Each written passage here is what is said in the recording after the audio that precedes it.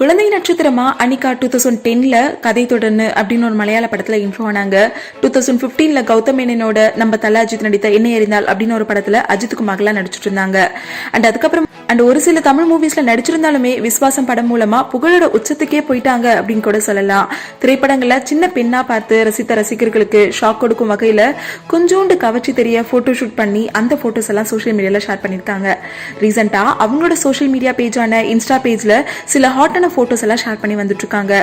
இப்போ வெளிவந்திருக்கும் சில போட்டோஸ்ல அஜித்தோட என்ன எறிந்தால் படத்துல நடித்திருந்த அனிகாவா இது அப்படின்னு ரசிகர்கள் ஆச்சரியப்படுத்தும் வகையில இருக்கு.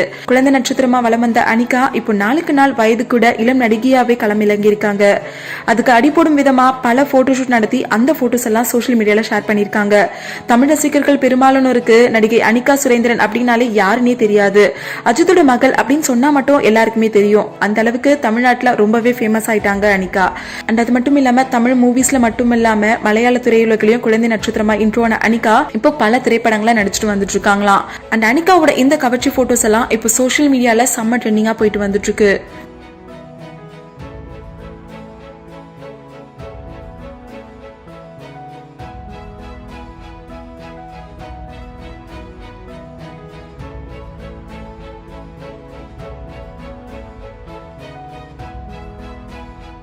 ஹாட் சினிமா அப்டேட்ஸ் உங்களுக்கு தெரிஞ்சுக்கணும்னா உடனே நம்மளுடைய ஃபன் அட் வீடியோவை லைக் பண்ணுங்க, ஷேர் பண்ணுங்க, கமெண்ட் பண்ணுங்க, மறக்காம சேனலை சப்ஸ்கிரைப் பண்ணுங்க.